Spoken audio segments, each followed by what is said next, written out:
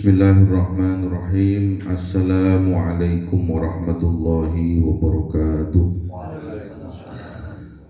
Alhamdulillahirabbil alamin wa bihi nasta'inu ala umuri dunya waddin.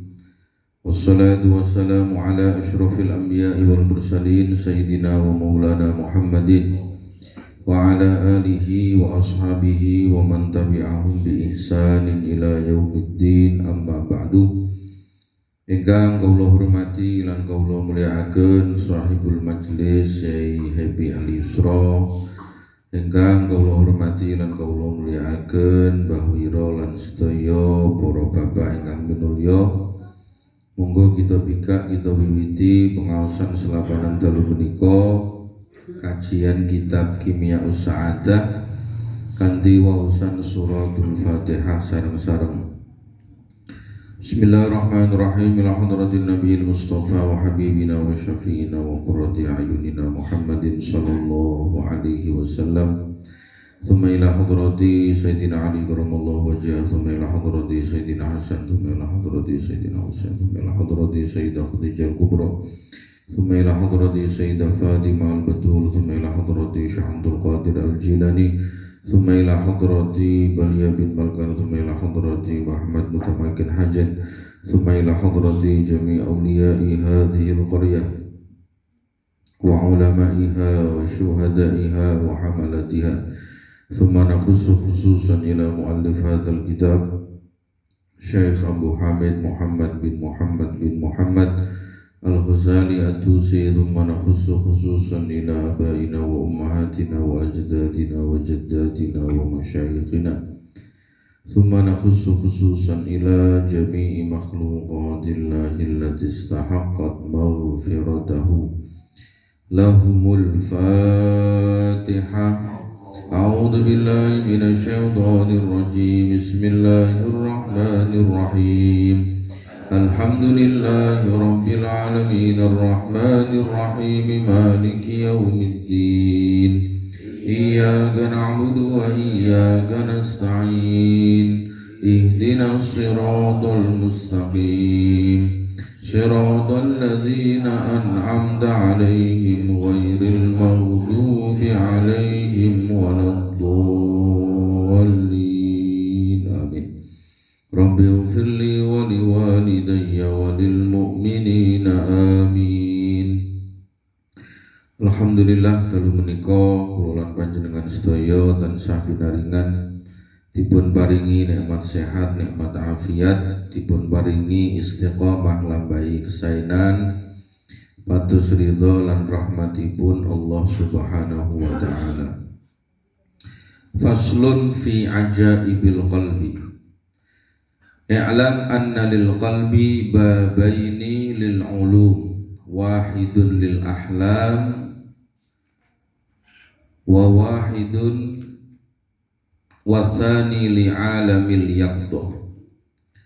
Jadi pada fasal atau penjelasan pada malam hari ini kita akan sama-sama mengkaji, mendalami apa itu keajaiban-keajaiban hati. Kenapa hati ini disebut sebagai sebuah keajaiban? Karena dalam rangka kita untuk mengakses ilmu, mengakses pengetahuan, itu pintu masuknya adalah melalui hati kita. Nah, menurut Imam Al-Ghazali di dalam kitab ini ada dua metode. Yang pertama adalah metode yang melalui proses meditasi, proses ngening, atau melalui proses mimpi. Ini sah sebagai sebuah metode atau cara kita untuk mendapatkan pengetahuan. Lalu yang kedua adalah metode yang bersifat yaqadhah. Yaqadhah itu dalam kondisi yang sadar. Artinya kita menggunakan perangkat panca indera kita, dari indera penglihatan, indera perasa, indera penciuman, indera pendengaran untuk menangkap sebuah realitas, menangkap sebuah kenyataan atau peristiwa kehidupan.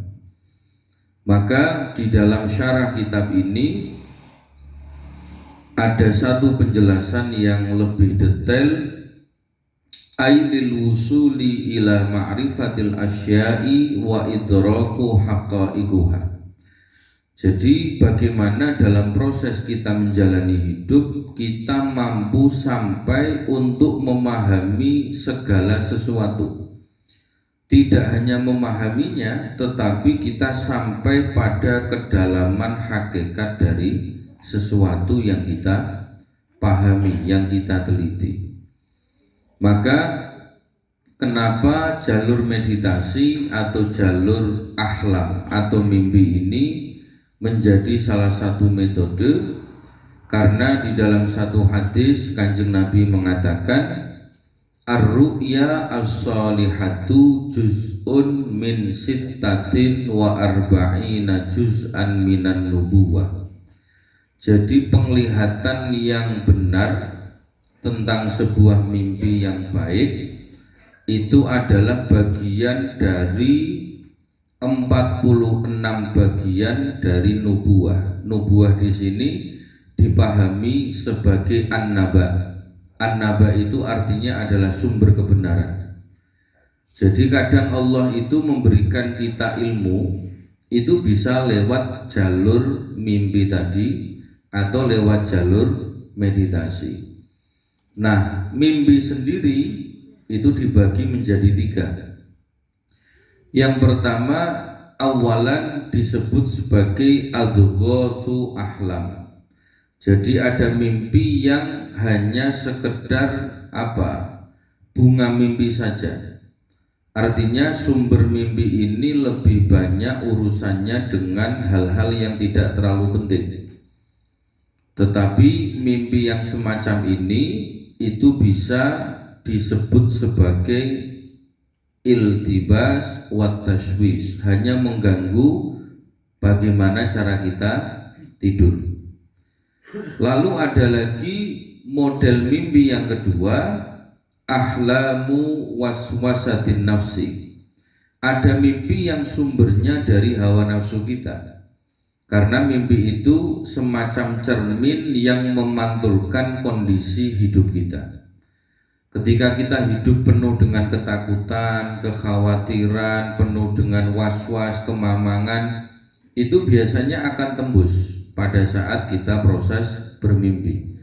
Kita takut dengan hidup, lalu mimpi kita misalnya dikejar-kejar oleh macan, dikejar-kejar oleh ular.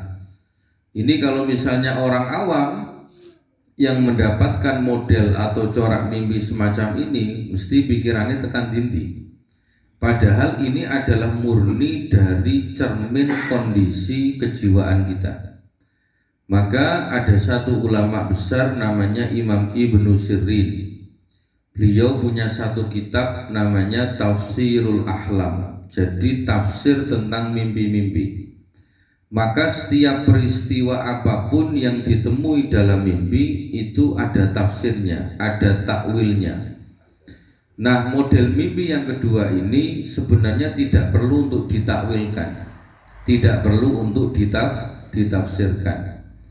Karena mimpi-mimpi buruk itu sebenarnya adalah cermin dari kondisi hati kita, dari kondisi nafsu kita, dari kondisi jiwa kita. Nah, yang kita lakukan cukup husnudzon kepada mimpi kita. Ini paling bunga mimpi saja, tidak akan terjadi, tidak akan mungkin terjadi. Kenapa kita harus melakukan husnudzon, bersangka baik terhadap mimpi-mimpi buruk itu? Karena Gusti Allah sendiri di dalam hadis qudsi mengatakan, ana inda dhanni abdi bi. Aku Allah tergantung dari prasangka hambaku. Nek hambaku prasangkane elek, yo dadine yo elek tenan. Kalau hambaku memprasangkai ini adalah keburukan, ini adalah kekacauan, ini adalah sesuatu yang negatif, yo dadi tenan. Tapi kalau sebaliknya, ketika hambaku ini memiliki prasangka yang baik, prasangka yang positif, maka yang muncul adalah energi positif. Dari energi menjadi gelombang, dari gelombang akan mewujud menjadi materi. Sama dengan hidup kita. Kalau hidup kita merasa suribu ben ngenilah rapopo, wis cukup, aku gak berkembang, gak popo, gak maju, gak popo, pancen wadahku cilik. Ini kan prasangka. Kita memprasangkai diri kita dan kehidupan kita. Maka dari prasangka itu yang terjadi adalah ya hidup yang terbatas, hidup yang kecil, kesempatan yang kecil, potensi yang kecil. Tapi jika sebaliknya kita memiliki prasangka yang besar, cara berpikir kita adalah berpikir yang besar, cara kita memandang kehidupan adalah kehidupan yang besar, cara kita untuk melihat masa depan adalah masa depan yang besar, maka Allah akan memberikan kun fayakunnya. Kun itu maknanya jadi, fayakunu maka berproseslah untuk menjadi. Ini semuanya kan tergantung dari diri kita. Jadi ini bentuk dari keadilan Allah kepada hambanya. Kadang-kadang kan kita sering berpikir begini, kenapa ya wong Jawa iku kok uripe ora patek sugih, atau ora wong Jawa lah, orang Islam. Orang Islam itu kenapa kok kalah karo orang Chinese misalnya secara ekonomi. Karena apa? Karena tadi orang Chinese meskipun katakan dia non-Islam, tapi selalu memprasangkai dirinya itu besar. Proses yang dilakukan juga besar. Kemudian cara berpikirnya juga besar. Melihat masa depan juga besar. Maka dengan proses itu dia akan menjadi besar.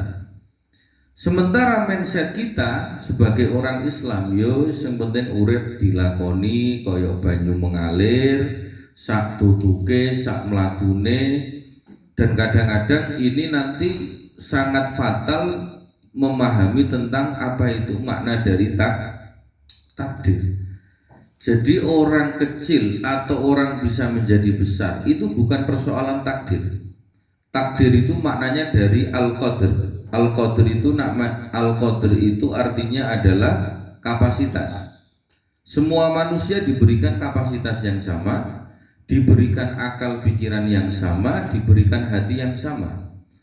Bedanya yang satu mau mengembangkan kapasitasnya, yang satu tidak mau mengembangkan kapasitasnya. Maka di dalam istilah takdir selalu bergandengan dengan istilah ikhtiar. Ikhtiar itu dari akar kata khiyar. Khiyar itu maknanya pilihan, pilihan hidup.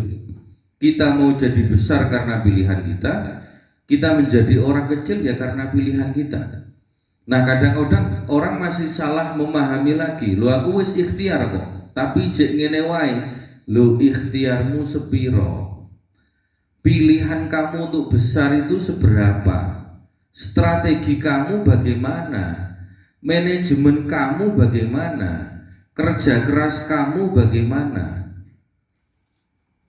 Gagasan-gagasan kamu seperti apa? Ini kan belum dihitung semua, belum dievaluasi. Sidik-sidik angger sudah kalah dengan keadaan, aku wis ikhtiar. Loh, ikhtiar kamu sejauh mana? Pilihan kamu sejauh mana? Kan begitu. Ini pasti akan bisa dievaluasi, akan bisa dilihat. Nah, ini yang terkait dengan itu. Nah, misalnya kita memahami takdir adalah kemiskinan. Wah, ini bahaya.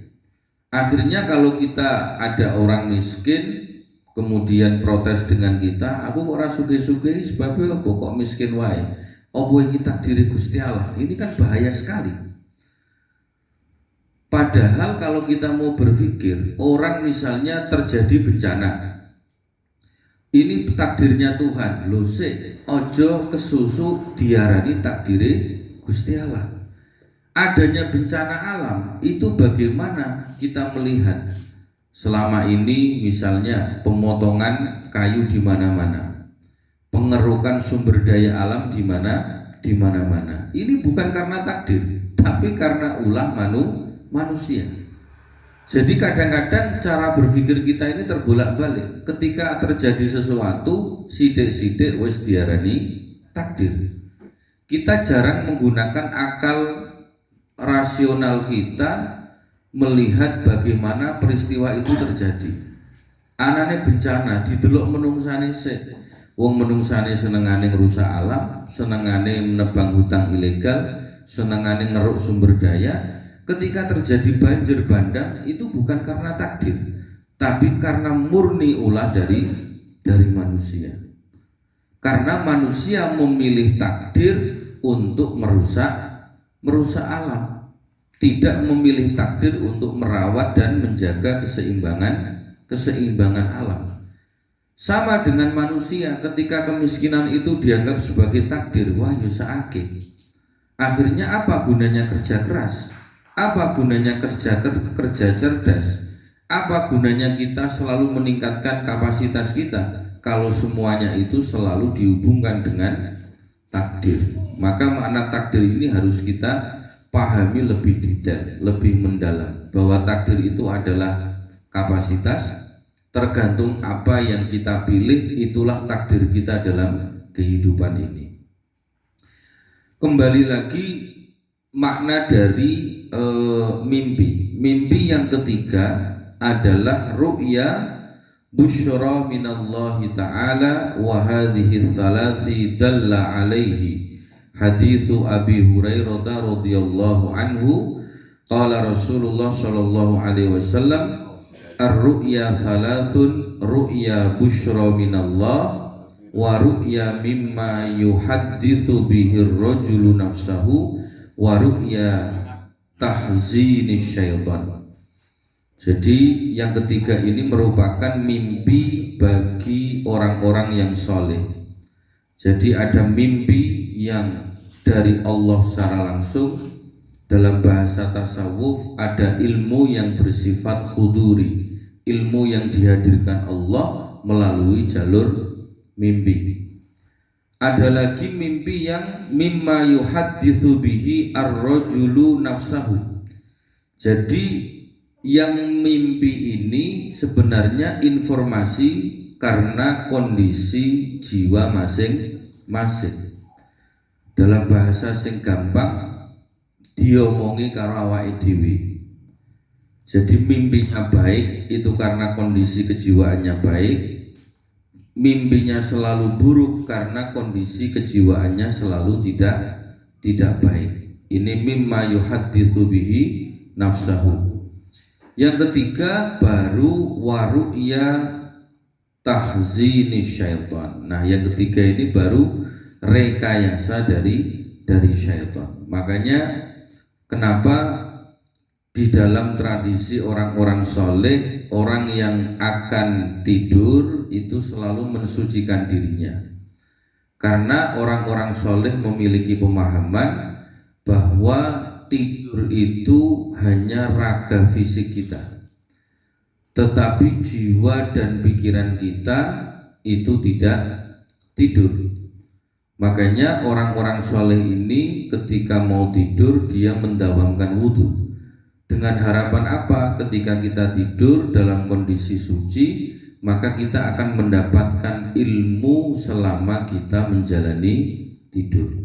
Jadi belajar itu tidak hanya di waktu kita dalam kondisi sadar, tapi guru-guru kita mengajarkan kita tidur itu bisa kita niatkan untuk tersambung dengan ilmunya Allah. Nah, ilmunya Allah ini nanti bisa dilewatkan dari berbagai macam perantara.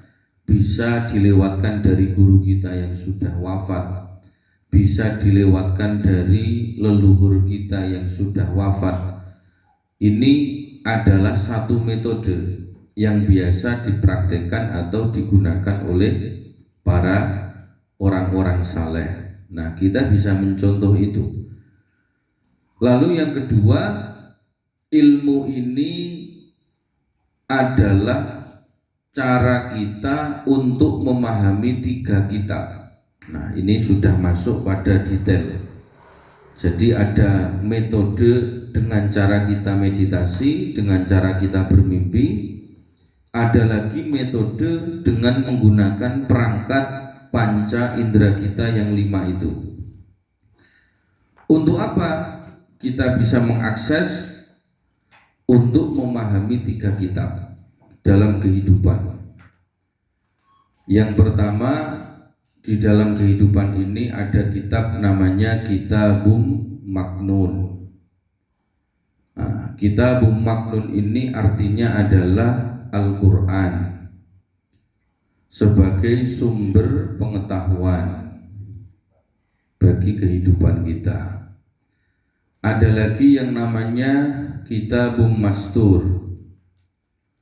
Ini adalah kitab alam semesta atau kitab kehidupan. Lalu yang ketiga ada lagi Kitabum Markum. Ini namanya kitab diri. Nah, jadi inti dari Allah memberikan perangkat hati dan akal pikiran itu sejatinya muaranya untuk memahami 3 kitab ini. Bagaimana kita menggunakan metode meditasi atau metode mimpi, atau kita menggunakan metode panca indera kita dengan mata, dengan akal kita, itu untuk terus-menerus menggali makna dari Al-Quran sebagai sumber pengetahuan. Kemudian bagaimana kita menggali alam semesta atau kehidupan yang kita jalani dengan ragam peristiwanya, dengan ragam problematikanya, dengan ragam tantangannya. Dan yang ketiga, bagaimana kita bisa memahami kitab diri kita, memahami naluri hawa nafsu, memahami akal kita, memahami hati kita, memahami potensi kita, mengendalikan diri kita, memahami 7 lapisan kecerdasan yang ada di dalam jasad kita. Ini semuanya adalah sumber objek ilmu kita. Jika kita hidup dengan rajin untuk memahami 3 kitab ini, maka ilmu kita tidak akan pernah habis. Ilmu kita tidak akan pernah terbatas. Ini kata kunci yang pertama. Lalu yang kedua, di dalam kehidupan itu ada namanya sunnatul hayat, atau kita sebut saja sebagai hukum kehidupan, yang ini selalu melingkupi setiap langkah hidup kita. Yang pertama ada yang namanya sunnatut tadafu'. Ini adalah hukum kesalingan. Jadi orang hidup ini tidak bisa sendirian, selalu ada kesalingan. Orang yang melakukan kebaikan maka dia akan dibalas kebaikan. Orang yang mengecewakan orang lain, dia pasti suatu saat akan dikecewakan. Orang yang menolong orang lain, dia pasti akan ditolong orang lain. Ini namanya sunnatul hayat, hukum kehidupan. Yang kedua ada lagi sunnatut ta'amul. Sunnatut ta'amul ini artinya adalah hukum akar atau esensi. Makanya dengan akal dan hati kita seharusnya itu merupakan alat yang bisa kita gunakan untuk memahami di balik setiap peristiwa. Kenapa terjadi peristiwa bencana? Itu kan ada akarnya yang kita cari. Kenapa terjadi konflik? Kita cari akarnya. Kenapa terjadi kemiskinan? Kita cari akarnya. Kenapa banyak orang kehilangan semangat hidup, mengalami krisis motivasi, mengalami krisis orientasi dalam hidup? Kita cari akarnya. Ketika kita terbiasa untuk menggali akar dalam melihat peristiwa apapun, insya Allah kita akan menjadi manusia yang lebih arif dan bijaksana. Kalau kita terbiasa melihat hal-hal yang bersifat luar, yang bersifat casingnya saja, kulitnya saja, ya kita tidak akan pernah ketemu dengan apa yang kita cari selama ini. Ini rumusnya, selalu melihat pada akar atau esensi. Lalu yang ketiga ada lagi sunnatus subut wa taghayyur. Jadi di dalam hidup itu ada yang tetap dan ada yang berubah. Tidak ada yang tetap di dunia ini. Al-alamu mutaghayyir. Dunia selalu mengalami perubahan. Hukum tetap dan berubah. Nah, kalau kita detail melihat itu, kita akan bisa menangkap zaman biyen piye, zaman saiki piye, sesuk piye. Apa yang tetap dari kehidupan ini dan apa yang berubah dari kehidupan ini. Maka ada satu kaidah yang sering diungkapkan oleh para ulama kita, al-muhafadzatu 'alal qadimis shalih wal akhdhu bil jadidil aslah. Orang yang selamat, orang yang sukses menghadapi sebuah zaman adalah orang yang selalu menjaga tradisi yang baik tetapi mengambil hal-hal yang baru yang lebih baik. Boleh kita mengikuti zaman, tapi jangan sampai prinsip-prinsip hidup kita terbawa arus oleh zaman atau oleh pengaruh-pengaruh yang negatif. Karena prinsip kehidupan itu pasti ada yang tetap dan ada yang berubah. Kalau kita tidak mampu membaca perubahan, ya kita akan digilas oleh perubahan itu sendiri. Lalu yang keempat ada sunnatut tanawwu. Sunnatut tanawwu itu adalah hukum keragaman. Jadi ora iso kabeh ning dunia itu digawe podo. Karena pada dasarnya hidup ini itu adalah beragam. Maka kalau kita bisa membaca perbedaan-perbedaan itu, kita pasti akan mampu menemukan titik temu dari semua perbedaan itu yang disebut di dalam Al-Quran sebagai kalimatun sawa, sebagai kalimat yang sama. Jadi tidak bisa kita menyeragamkan satu hal. Yang bisa kita lihat adalah perbedaan-perbedaan mazhab, perbedaan politik, perbedaan kepentingan. Ini kita cari titik temunya. Untuk apa? Saling bekerja sama, saling melengkapi, saling membangun sebuah tata kehidupan yang baik. Ini kunci-kunci sebagai sunnatul hayat. Ada lagi sunnatul wahdah wal kathrah, bineka tunggal ika. Sunnatul wahdah wal kathrah. Jadi bineka tunggal ika, satu tapi berbeda-beda warnanya. Berbeda-beda warnanya tapi sesungguhnya memiliki tujuan yang sama. Ini namanya sunnatul wahdah wal kathrah. Orang ada organisasi NU, ada Muhammadiyah, ada macam-macam, itu kan kelihatannya berbeda. Tetapi kalau dilihat muaranya akan sama, memiliki tujuan kehidupan yang untuk membangun peradaban yang rahmani, kehidupan yang indah, kehidupan yang penuh dengan surgawi. Ini adalah sunnatul wahdah wal kathrah. Lalu yang keenam ada lagi sunnatut tadarruj. Nah, ini kadang-kadang orang banyak yang tidak sabar. Di dunia ini tidak ada yang instan. Yang ada adalah proses.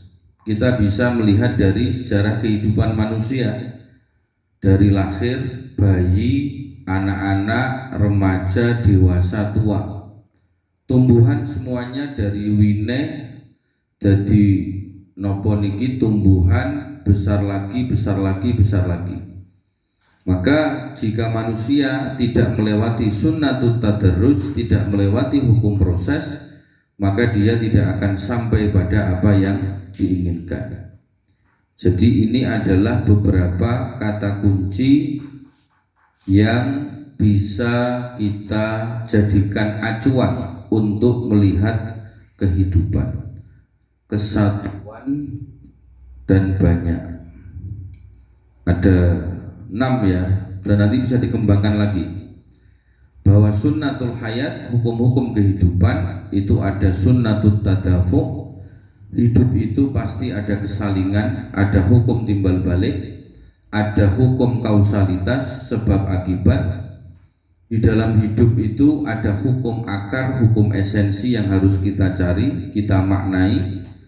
Di dalam hidup itu ada yang tetap dan ada yang berubah. Di dalam hidup itu ada hukum keragaman, pluralitas. Di dalam hidup itu ada wahdah wal kathrah, ada sedikit dan ada yang banyak, ada yang minoritas, ada yang mayoritas. Di dalam hidup itu ada hukum tadarruj, ada hukum proses yang harus kita lakukan secara bertahap. Nah, ini bisa kita jadikan sebagai semacam referensi atau kacamata di dalam melihat kehidupan. Ini bisa kita aplikasikan di dalam diri kita sebagai manusia, juga bisa kita aplikasikan di dalam melihat kehidupan dan alam semesta. Nah, bagaimana caranya untuk bisa kita memahami berbagai macam lapis dari sebuah objek? Karena apa? Karena di dalam bab ini termasuk keajaiban hati, kecerdasan nalar itu dia mampu memahami 7 lapisan makna. Karena ternyata Allah itu menciptakan benda apapun itu memiliki 7 lapis makna. Ini dijelaskan oleh Gus Umar di dalam kitabnya namanya Fununus Sa'adah. Fununus Sa'adah fi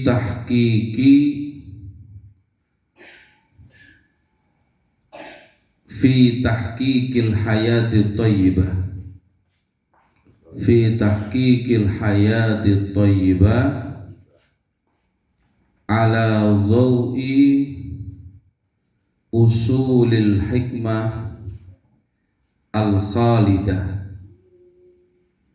Nah, ini kitabnya.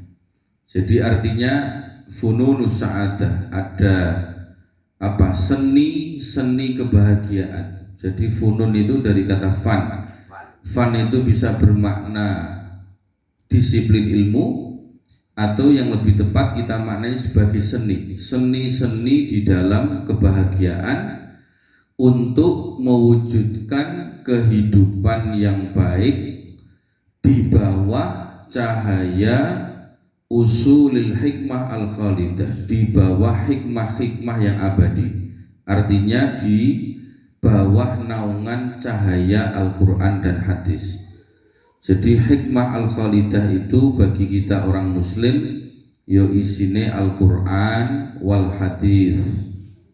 Nah, jadi bagaimana kita bisa melakukan seni kebahagiaan di dalam hidup untuk mewujudkan kehidupan yang baik, yang bahagia, yang sukses di atas bimbingan cahaya Al-Quran dan hadis, usulil hikmah al-khalidah.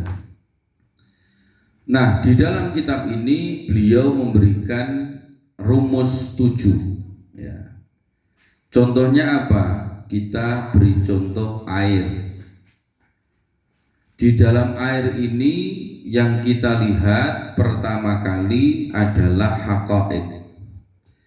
Haqaiq itu apa? Haqaiq itu artinya adalah fakta yang sebenarnya. Oh, iki banyu. Ini namanya haqaiq. Kemudian ada lagi yang kedua namanya alaik. Alaik ini adalah relasi atau hubungan antara air dengan benda-benda yang lain.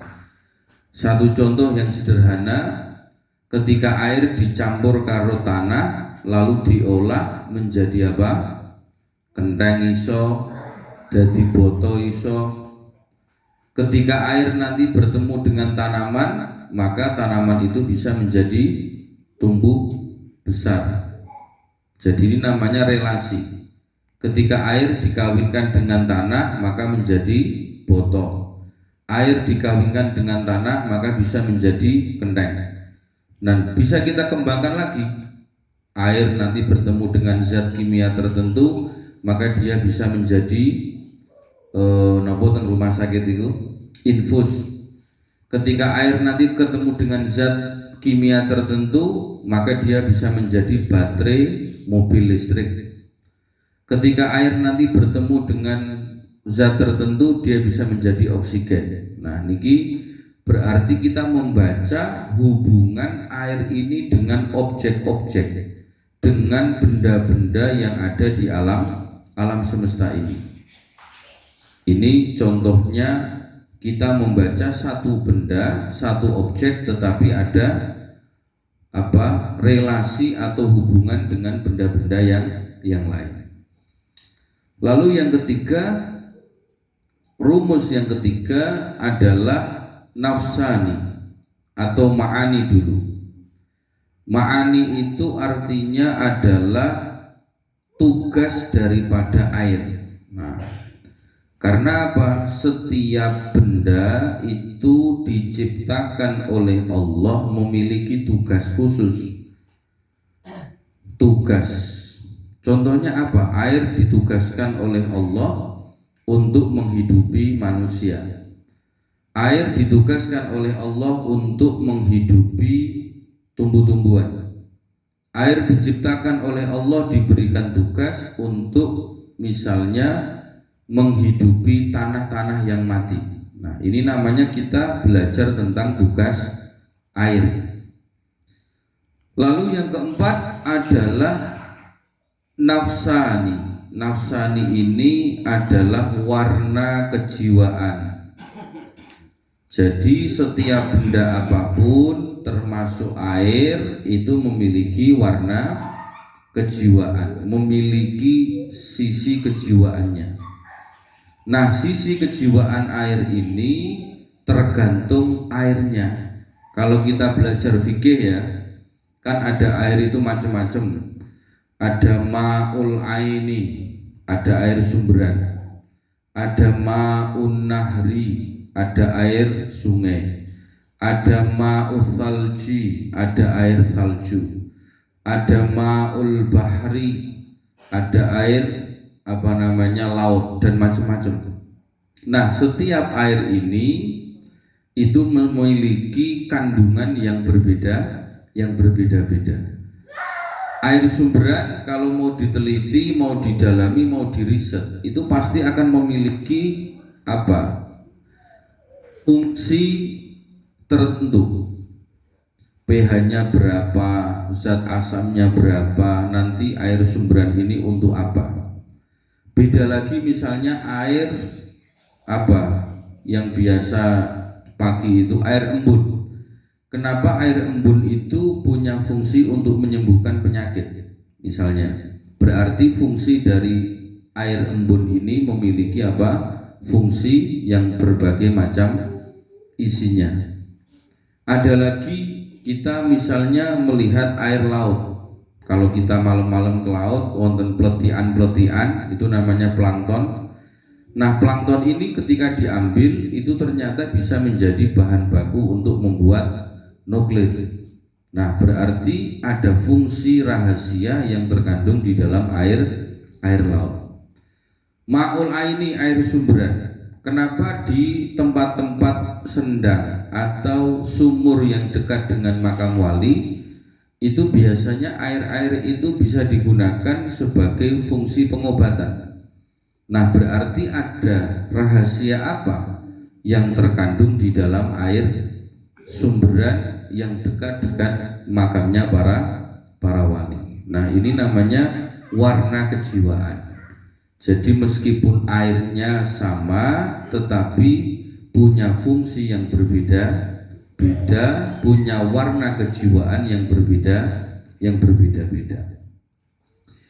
Kemudian yang kelima ada lagi yang namanya atwar. Yang keenam ada lagi azwar. Yang ketujuh ada lagi yang namanya asror. Intinya apa? Atwar, azwar, dan asror itu maknanya hampir sama, yaitu rahasia.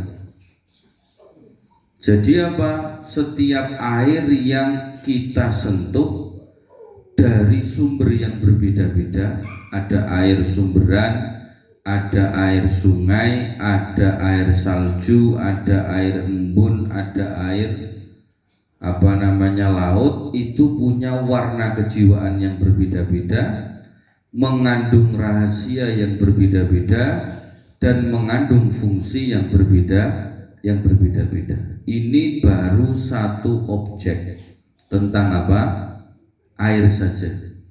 Sama dengan tanah kan begitu. Ada tanah yang cocok untuk rumah, ada tanah yang cocok untuk usaha, ada tanah yang cocok untuk membangun pesantren, ada tanah nek dienggo gawe omah, sing di omah ora kerasan, tidak nyaman.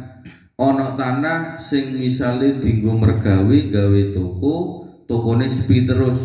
Nah, ini kita bisa menggunakan metode ini untuk membaca sejarah tanah. Tanah ini sejarah piye, kemudian yang pernah terjadi, yang disaksikan oleh tanah itu apa? Misalnya pertumpahan darah, tanah yang pernah digunakan untuk perjanjian transaksi, maka kenapa tanah itu menjadi tanah yang tidak terlalu berkah? Itu bisa kita pahami dari apa? Dari pendekatan metode cara kita membaca objek.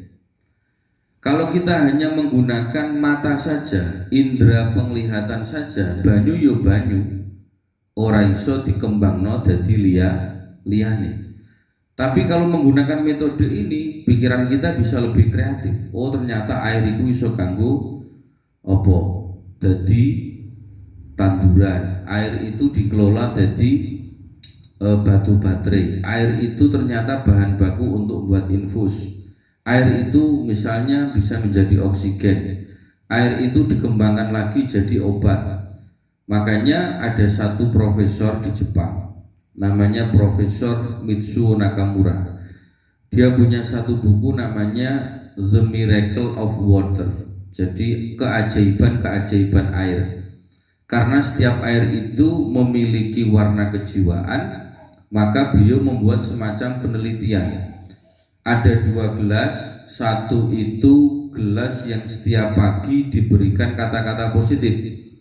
Air, kamu bagus, kamu manfaat, kamu indah, aku cinta padamu. Ini dikatakan terus kepada air yang pertama. Satu lagi air yang diberikan kata-kata negatif. Air, kamu jelek, kamu tidak manfaat, hidup kamu tidak memberikan dampak apa-apa, aku benci sama kamu. Ternyata setelah 2 air ini dibawa ke laboratorium, air yang diberikan sugesti terus-menerus dengan sugesti yang positif, maka dia menampakkan dirinya seperti kristal yang bercahaya. Sementara air yang selalu diucapkan kata-kata negatif itu bentuknya kocar-kacir, gak jelas. Nah, ini membuktikan secara ilmiah bahwa ternyata air dan semua benda yang ada di alam semesta ini itu memiliki warna kejiwaan, memiliki jiwa. Dia bisa menangkap apa yang kita sampaikan. Ini baru benda-benda yang kita anggap mati, seperti tanah, air dan sebagainya. Bagaimana dengan kita manusia? Sama. Maka ada yang mengatakan ucapan adalah doa, ucapan adalah sabda. Kalau ucapan kita buruk, berarti kita seperti menyabda kehidupan dan diri kita buruk. Kalau sabda kita baik, ucapan kita selalu positif, maka kita menyabda kehidupan kita dan diri kita akan selalu positif. Ini salah satu rangkaian yang saya rangkum dari penjelasan Imam Al-Ghazali tentang hati itu memiliki dua pintu. Yang pertama melalui pintu meditasi atau melalui pintu mimpi sehingga kita mendapatkan ilmu dari Allah. Lalu yang kedua, kita menggunakan metode dalam kondisi sadar, menggunakan perangkat panca indera kita untuk menggali tiga kitab ini. Dari kitab Al-Quran sebagai sumber pengetahuan, kitab kehidupan yang sedang kita jalani dan alam semesta yang mengiringi kita. Lalu yang ketiga, untuk membaca kitab diri kita. Membaca kitab diri saja ini gak ada selesainya. Kita membaca emosi kita, kita membaca syahwat kita membaca ego dan keakuan kita membaca perasaan kita, kenapa sesekali gampang sedih, kenapa sesekali gampang bahagia, kenapa kadang-kadang was-was, kenapa kadang-kadang yakin. Ini kan kita menggali, dan menggali itu bisa menggunakan mata indera kita, mata telanjang kita. Menggali, membaca itu bisa menggunakan akal kita. Menggali, membaca itu juga bisa menggunakan hati kita. Kalau kita hanya melihat dengan mata tanpa menggali dengan akal, ya kita hanya mendapatkan gambar saja. Tapi kalau kita sudah mulai menggunakan akal kita akan banyak menemukan, karena akal ini pasti mengobservasi, menganalisis, mendalami, mengaitkan satu hal dengan hal yang lain. Kalau kita sudah mampu menaikkan level lagi di hati kita, menggunakan rasa kita, ini sudah tidak terbatas. Jadi ini adalah instrumen atau alat penting yang bisa kita gunakan untuk membaca kehidupan, membaca diri kita, membaca nasib kita, membaca masa depan kita, membaca pekerjaan kita, membaca hubungan kita dengan keluarga, hubungan kita dengan masyarakat, hubungan kita dengan Allah, hubungan kita dengan alam semesta. Ini rangkumannya, gambarannya kira-kira seperti ini. Nah, satu lagi di dalam kitab yang sama yang ditulis oleh Gus Umar, beliau menawarkan 4 pendekatan di dalam kehidupan, di dalam membaca kehidupan. Yang pertama adalah istilahnya ta'akul. Ta'akul ini maknanya adalah menangkap realitas atau kenyataan hidup yang kita jalani, yang kita rasakan, yang kita alami. Setelah kita menangkap itu, proses yang kedua adalah tafakkur. Maka kita olah dulu dengan akal, renungan atau merenungi dengan akal kita, dengan nalar kita, dengan rasio kita. Setelah kita tangkap dengan mata, kita olah, kita renungi dengan akal, maka yang ketiga adalah ta'akul, tafakur, tadzakur. Kita rasakan dengan hati. Ini namanya meditasi atau menggunakan rasa. Nah, yang keempat baru proses tadabbur. Tadabbur itu artinya adalah aksi nyata. Ini sebenarnya proses yang paling dasar. Jadi awak dhewe podo-podo nglakoni urip, menghadapi berbagai bentuk peristiwa kehidupan, kenyataan kehidupan, kita akan sampai pada proses yang nyata, pada proses yang maksimal jika kita mau menggunakan keempat daya ini. Yang pertama daya menangkap kenyataan, yang kedua merenungi dengan pikiran, yang ketiga merasakan dengan hati dan jiwa, lalu setelah mendapatkan kesimpulan yang keempat harus ada proses aksi. Nah, selama ini kadang-kadang kan kita menangkap sesuatu, dipikir nodok terus wis tengok-tengok, ya tidak akan berubah keadaan. Kadang-kadang wis didelok, wis ditangkap, diolah, direnungno karo pikiran, wis dirasakno karo hati, tapi terus berhenti di situ. Tidak ada yang namanya proses tadzakur. Oh, ini kualik iki. Sing nomor 3 iku tadabbur, sing nomor 4 baru tadzakur. Tadzakur ini artinya adalah aksi nyata. Ini tadabbur, ini tadzakur. Ini konsep khas di dalam Al-Quran. Makanya sangat lucu jika kita orang Islam memiliki pusaka metode yang demikian dahsyat, tapi jarang kita pelajari, apalagi kita praktekkan. Padahal ini istilah kunci di dalam Al-Quran. Ada ta'akul, ada tafakkur, ada tadabbur, dan ada tadzakur. Nah, kelemahan kita biasanya itu di sini. Lebih banyak di proses aksi nyata. Atau kelemahannya berhenti di sini. Jadi menangkap, merenungi, selesai.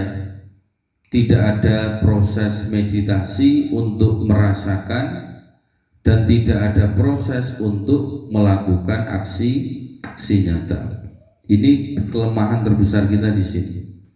Itu juga menjawab limadza ta'akhkharal muslimun wa taqaddam ghairuhum. Kenapa orang-orang Islam mengalami kemunduran sementara orang selain Islam mengalami kemajuan? Karena kita melihat kemajuan dari bangsa manapun, itu mereka menggunakan semua perangkat ini. Dari perangkat berpikir sampai perangkat mengolah, sampai perangkat untuk melakukan aksi nyata. Menemukan penemuan baru, kemudian diaplikasikan, dilaksanakan. Ada kekurangan, disempurnakan, menemukan baru lagi, diaplikasikan, diuji coba, kemudian ada kekurangan, disempurnakan lagi, sehingga hasil produksi mereka itu luar biasa besar, termasuk dari produksi teknologi. Sementara kita kadang-kadang diajak tafakur, merubah mindset saja ini sudah kesulitan. Apalagi sampai proses tadabbur, merasakan betul, menjiwai. Nah, inilah kelemahan kita. Ketika sudah proses tafakur berjalan, proses menjiwai berjalan, kadang-kadang kita lemah pada proses eksekusinya. Kita tidak sabar untuk melakukan uji coba. Kita tidak sabar untuk melakukan proses uji coba tadi itu. Nah, ini adalah tambahan dari rangkuman bahwa hati kita ini memiliki keajaiban-keajaiban, dan hati kita memiliki 2 pintu untuk mengakses ilmunya Allah Subhanahu wa ta'ala yang terkandung di dalam Al-Quran, ilmunya Allah yang terkandung di dalam kehidupan dan alam semesta, dan ilmunya Allah yang terkandung di dalam diri kita. Nah niki kira-kira sebagai gambar.